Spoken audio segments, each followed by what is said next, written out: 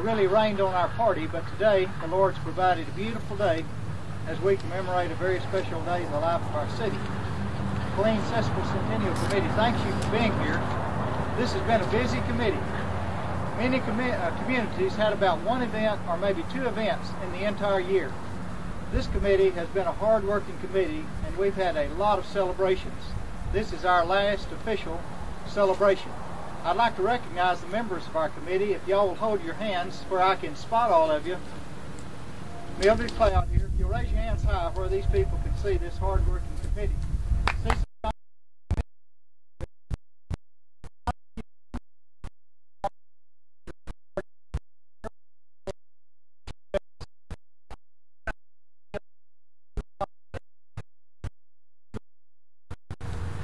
Anyone else? I tell you, there's not a finer group to work with in this group. We've had a lot of fun, we've had a lot of challenges, we've had some disappointments, but most of all, we hope this community is appreciative of what the committee has done to preserve our heritage. This makes a number of historical markers that we've presented to various places. We're proud of that, and we appreciate your help in doing it. Today's a special day in the John Blackburn log cabin.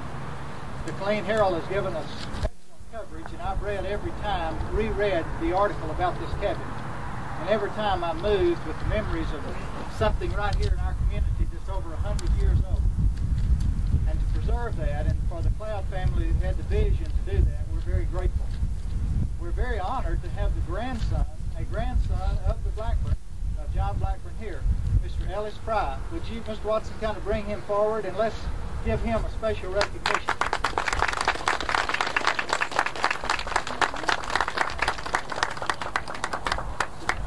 I'm wondering if are there any other descendants of the John Blackburn family here today? Those that I know of. I think there's one, Tonsi Young. Tonsi, tell us if she's here. Yes, Tonsi's here.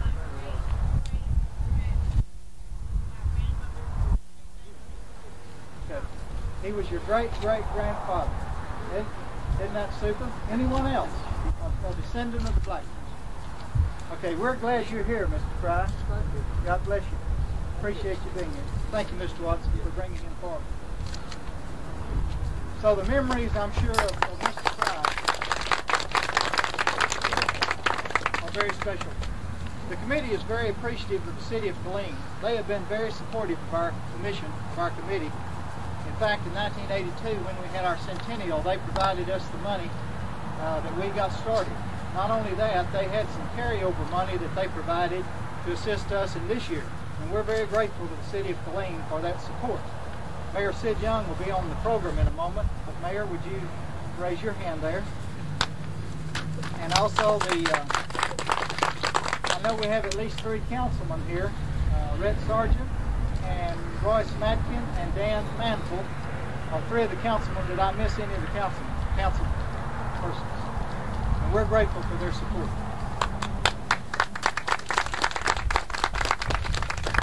I want you to take special recognition of this program. I want to thank Sis Beck and Mildred Cloud for their work.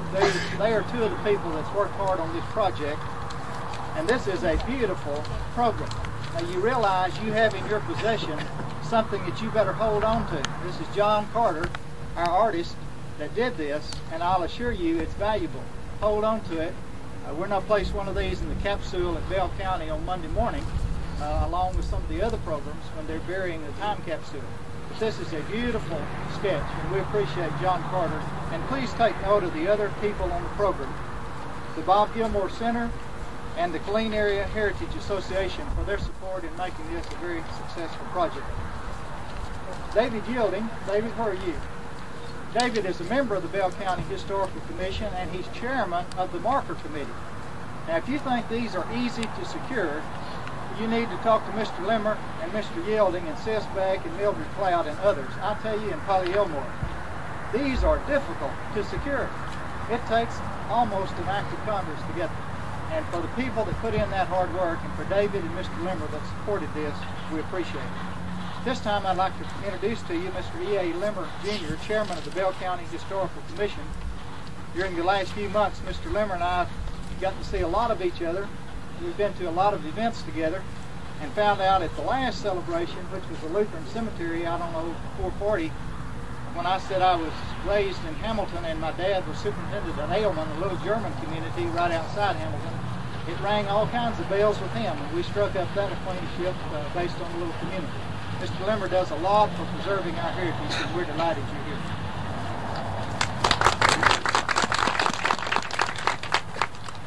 As chairman of the Bell County Historical Commission, it is my pleasure to bring greetings from that organization and also the Texas Historical Commission.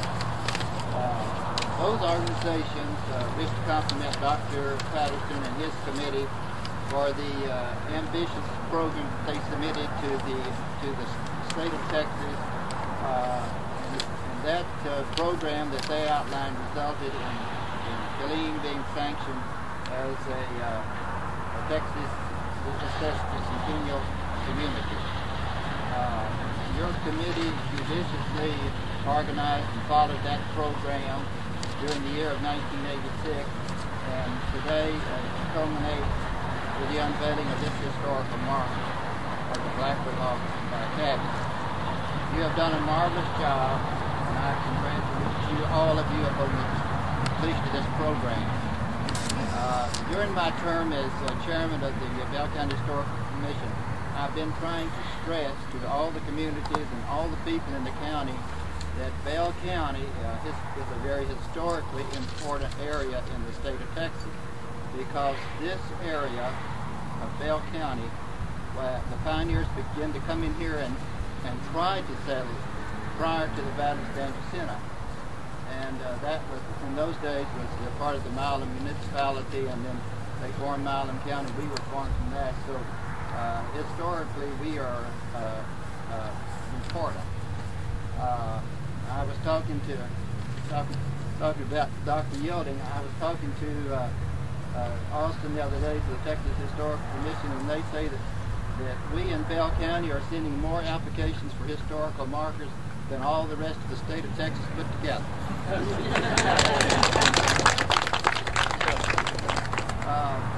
conjunction with the work of the Bell County Commission, I want to announce that we are completing two major projects in 1986.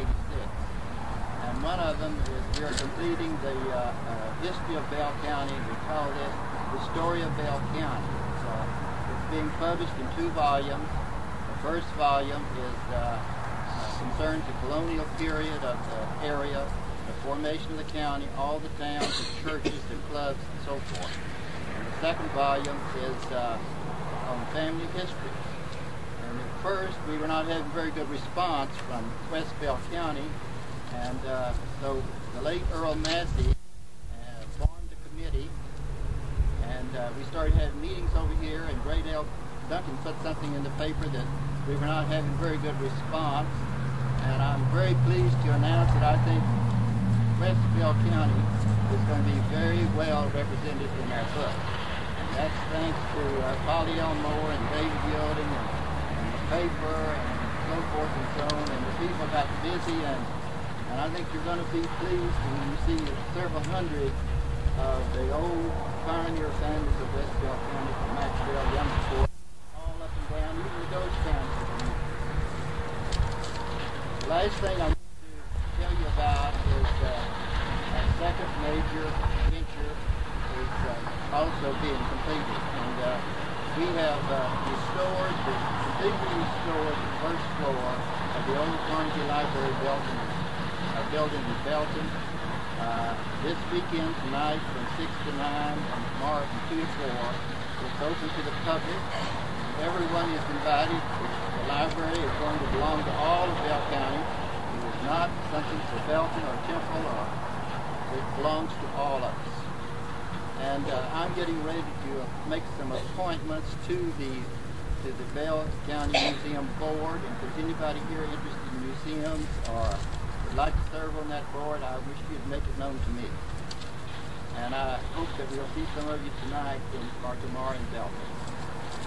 Thank you, Mr. Limmer. Thank you, Mr. Limmer, for your work in this county. If it weren't for people like Mr. Limmer that give of their time, we would lose our heritage. And if we ever begin to lose that, we're in big trouble. A person who certainly can trace a lot of his heritage back to this community with roots that go very deep is our mayor, Sid Young. And Sid is to bring us some remarks about our heritage. Mayor Young.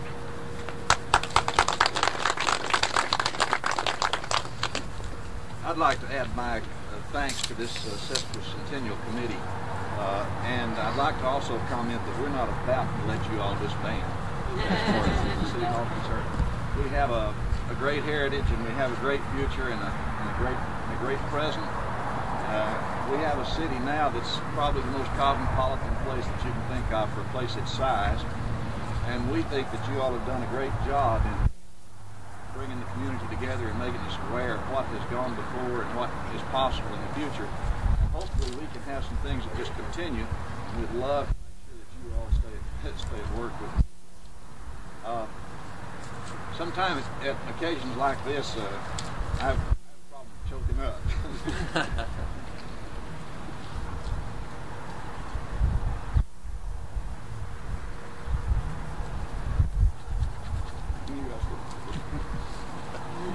Well, dude.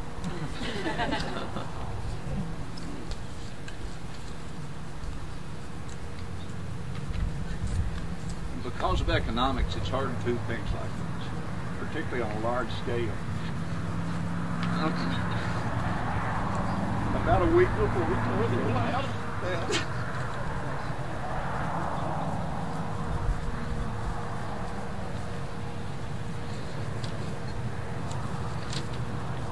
You don't feel the same way about her here.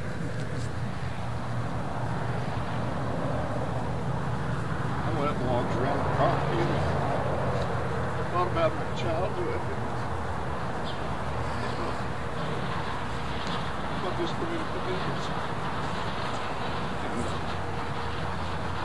I don't think there's anybody in the world ever had more fun growing up as a child than I did here in Killeen. I remember going to the old hardware store and people like some of the old SCHWALD gentlemen and the blacks and the Barron Camp people. Some of those folks would come into the store and sit around with Sam Smith. They'd regale all of us with stories of the way things used to be. And as a little boy, I cherish the memories of listening to those people.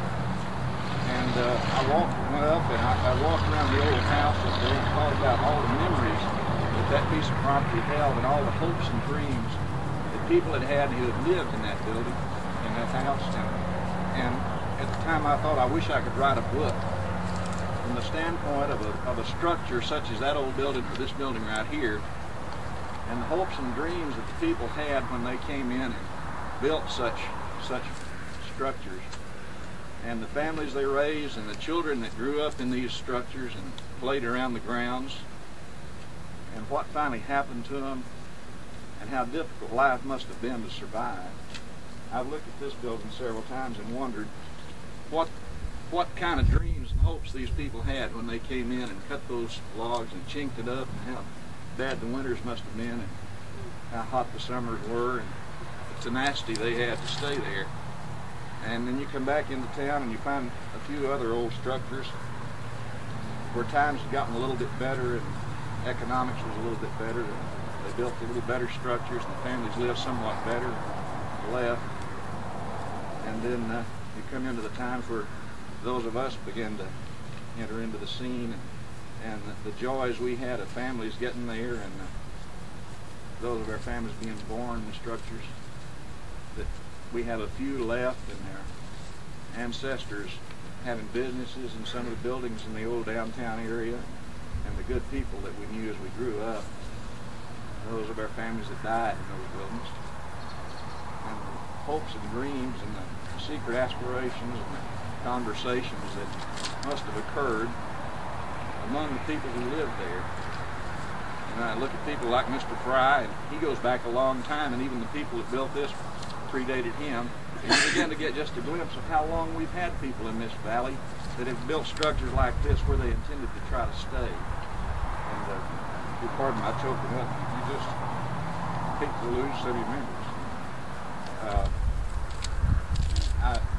There are all sorts of funny and sad things that happened. I've heard my dad talk about a story when he was courting my mother in the old house in Bowman. He said he couldn't think of anything to say. It was just cold as it could be one night. He was sitting there, and he couldn't think of a thing on earth to say. And he said, you know, I think it may frost tonight. And she misunderstood him. She said, frogs, nothing. That's cats fighting.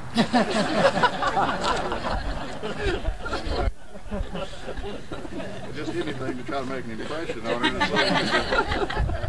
so we could finally win her, I guess. I've rambled on enough, but I can't keep from seeing the few remnants we have of our heritage, and kind of sometimes pine for the old times and some of the old people that I knew when I was a child. Like I said, back in the days, you could let a 4 or 5-year-old roam the streets and not be worried about his safety. Good people who knew you and took care of you. I can remember going into Albert Grubb's blacksmith shop. I loved to watch that man hammer on iron. And I didn't bother him. When I'd get in his way, he'd just say, "Sidney, get over in the corner. You can watch, but don't ever get in my way." And kiddos nowadays don't have the opportunity to wander around and see what people do to make a living or didn't make a living, and understand how tough life must have been. When I look back, I know life must have been hard for people. Now that brings me back to something else that I may get impeached from office over trying to push. I think, frankly, and this is what I got back to, the Cloud family needs to be given a real vote of thanks for going to the trouble and expense to salvage this cabin. And it was some expense. And as the structures get larger, it's more and more expensive, and it's not possible for families or individuals to hang on to them or restore them. I do think, however, it's possible for governments to restore and hang on to some things. And I think we're trying to hang on to a little bit, just a little bit of our heritage in the downtown area. And I think it can be done with not all that much expense, but I would like for my children and my grandchildren to be able to at least come back to Killeen and somewhere say, that's the way that looked in about 1900. And that's kind of the way the old area looked. I do think that there's some value to our history, and particularly the further away we get from it, the more value we have, so that we learn how we had to live and how we did live. And hopefully all these ethnic groups that are here now will appreciate the things that were put in place by your forefathers and my forefathers. I've rambled enough, but I appreciate the opportunity of being here. And I wish that I could hear all the conversations and time that took place in the old structure that built the most interesting book in the world.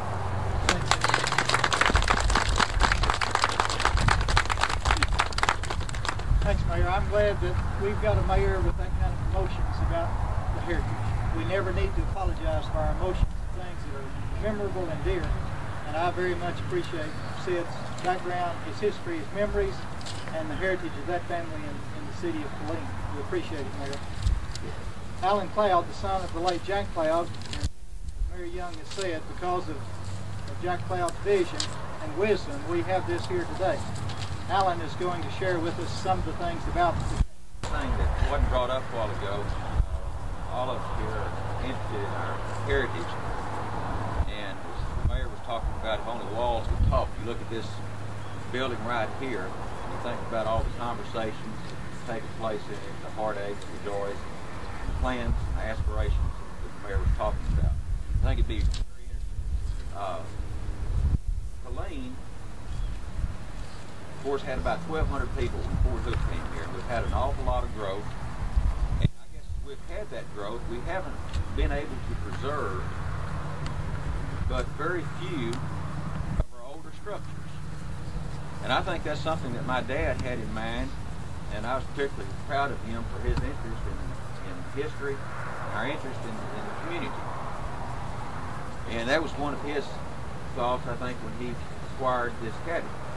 But I'll get into that a little bit more later. One of the things that was interesting to me is that in this sesquicentennial year is that I was thinking about the relationships that some of our families have with one another and our friends. On this particular land, this was Young family land.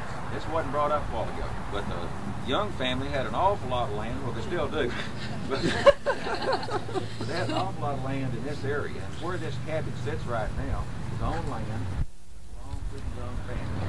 And I think it's particularly appropriate that our mayor address this day, but it's of interest, or maybe a little bit of irony, that this cabin sits on his family's land. I don't know how many years this has been in their family, but it goes back, I guess, back in maybe the 1800s, sometime there, long time. And so I think that's really unique. You know, when you look at this cabin right here, it kind of reminds me of a trip that my family and I made down to Huntsville one time. We went through Sam Houston's house. If any of you have been through there, it looks kind of rusted. And while we were going through and seeing how that our Republic's president and commander-in-chief of the armies and governor and senator and everything else, that what was Sam Houston, a unique individual. But in going through his house, it was pointed out to us about a letter he had written back to his old friend and mentor, Andy Jackson. And he had written to Andy Jackson and told him how great this house was. And this is over in Huntsville. And I didn't think that much of it. And I mean, I was proud to be there and walking in a house and going through one that a great Texan, somebody that helped to ensure that there would be a Texas, had lived in. And some later time I went on a trip, several of us did, back over to the east, and we ended up coming into Nashville and going into the Hermitage, which is Andy Jackson's house. And we kind of went through there, and I thought that was pretty much a magnificent dwelling. And yet there's no telling how many times that Sam Houston had been through there, and I thought about the difference. And you go back and you think about maybe as people moved westward, they got into virgin land. It was wild. It was a little different. We've heard stories in this area about bears, and we don't see those anymore. But about the diversity of the land and its environment, how things have changed. And maybe that's what it was like when Sam Houston had gone over to the Huntsville area and was talking about how pleased he was. He had carved something, a little bit of civilization, out of where there was none. And perhaps it was that way when the Blackburn family came to this area. They came here, John Blackburn came to Texas from Tennessee in 1853 and settled over in Williamson County. 10 years later, he came over here up close to where the Blackburn Cemetery is and what's now on Fort Hood, and built this cabin in 1863 on 30 acres of land. That was some land that had been preempted by his son. It must have come out of, I don't know how exactly they got it, but it come out of the Republic of Texas, or the state of Texas, I suppose, at that time. Additionally, or a little later, they were able to add more land and ended up being somewhere around 160 acres. Now, when this thing was built, if you look at it, this thing was made out of native materials. We didn't have any lumber yards, I don't guess, then, like we do now, or maybe some general or subcontractors go out and put all this stuff together. Subcontractors, I suppose, may have been the neighbors. They all got together and they had a house raising. Of course, nowadays, if you do a good job on a house, I suppose, and things go according to schedule, it takes, what, maybe 3 months to put one up. They're a lot fancier and have air conditioning. But times have changed. Our environment has changed. The materials that we have available have changed. This cabin was made out of oak. I suppose all this stuff was hand split. Where it's been chinked, they've got the native rock in there. They have put I guess the lime, whatever it is, in the walls. It took a lot of work, I think, doing that by hand. And yet it was all done by friends and neighbors. I guess if you wanted to have a home, that's how it was. You came together. It's really kind of Spartan. But it certainly must have been something that these people were proud of when they built it. And I think one thing too is this was probably typical of the homes that people lived in some 122 years ago, or 123 years ago it is now. This is how people used to live, and they were proud of it. And it's be interesting to see how 123 years from now, what the homes will look like. but it was something that's where people got together. You know, it seems like nowadays many of us are like isolated from our neighbors. We may know who they are. They may be across the street from us. We may say hi if we pull up at the driveway, but we don't maybe get that close to them anymore. But those days, people got together, they pitched in, and they helped one another. And I hope that we can keep that in mind as we continue to grow as a community, that we can come back together and think about helping and working with one another and coming closer together. I think that by coming out like this, we are able to remind ourselves of those times, and hopefully as time goes on that we'll be able to build from that and become closer together as a community. You notice on the house not only does it have the oak that's made out of this built, I understand that this was the first structure on the land. They ended up putting, I think, maybe some chicken houses and put a fence around it in place and a barn. And in a few minutes, I'm going to show you a little bit more about how the place looked. I understand from the information I have, the house was furnished modestly, and of course they wouldn't have had one Palo Alto in it.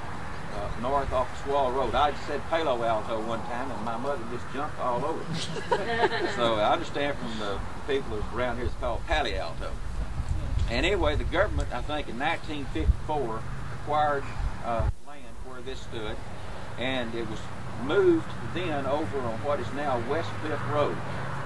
And it remained on West Cliff Road until from 1954 until 1976, when my father Jack, who had as I said a while ago, a great interest in the community and historical preservation, went out and talked to Miss Elizabeth, and they made a deal, and he acquired this home from her, moved it to this site, had it restored, and dedicated it to the city.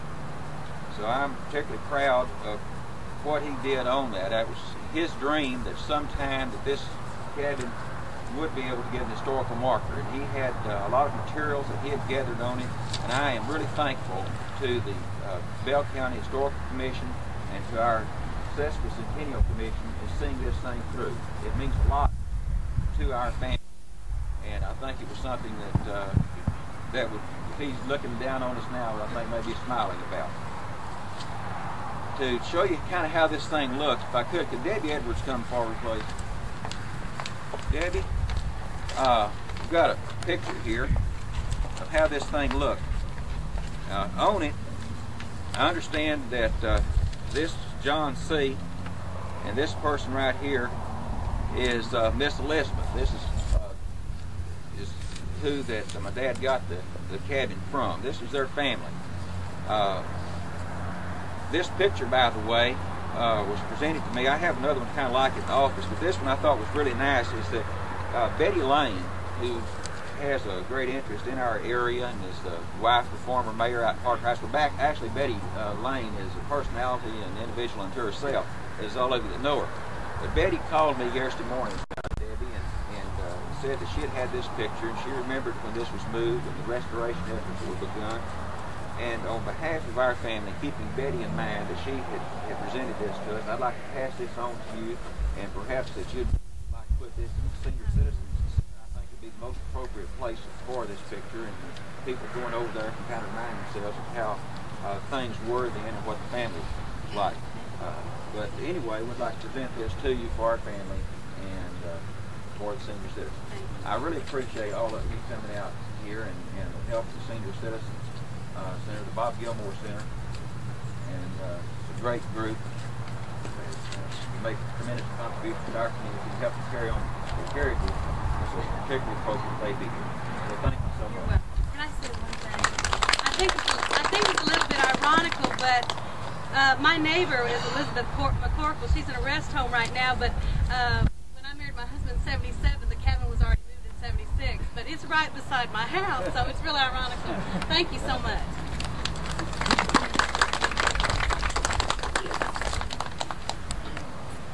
Thank you, Alan.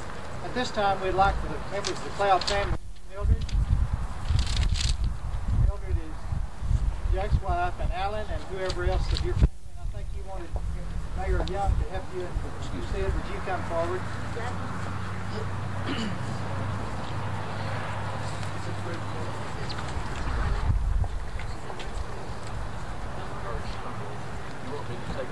But it's right beside my house. She's in two.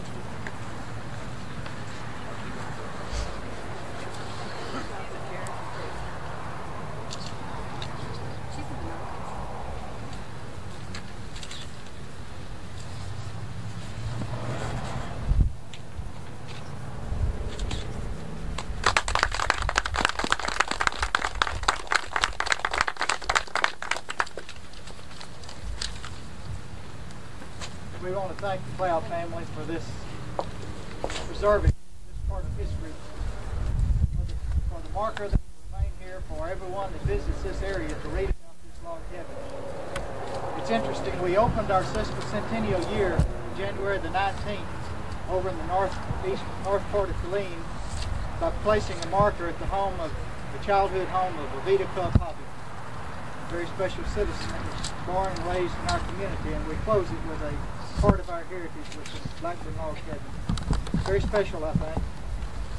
Last Sunday afternoon, my wife and I drove to Waco and visited their Christmas tour of homes.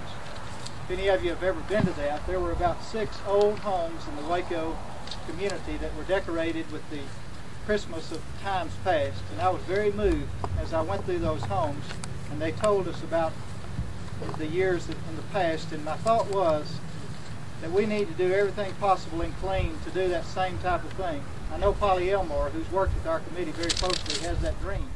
And I was thinking today, I'd love to see this fixed up at Christmas with the old, you mentioned the wooden cradle, and what it was like in Christmases past, and have this cabin decorated and filled with the Christmases of 100 years ago, and go to other places that we have, and although we may be short compared to others, I'm convinced we can do things like that. And I share with the mayor the dream of preserving to every possible degree the heritage of this community. And this will be a place that can start that. I don't want to drive to Waco to see things. I'd like to stay right here in our community and be able to see them.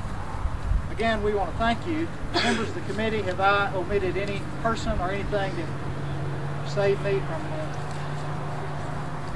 omitting something that's very important? Mildred, who's worked so hard on this, and Sisbeck and all the committee, I just am deeply appreciative of them. We'd like for you to join us in the community center for refreshments and a reception and additional entertainment. Again, to the Killeen Senior Citizens Center, Bob Gilmore Center, we thank you. Cecil. They have all the Sesquicentennial committee meeting there.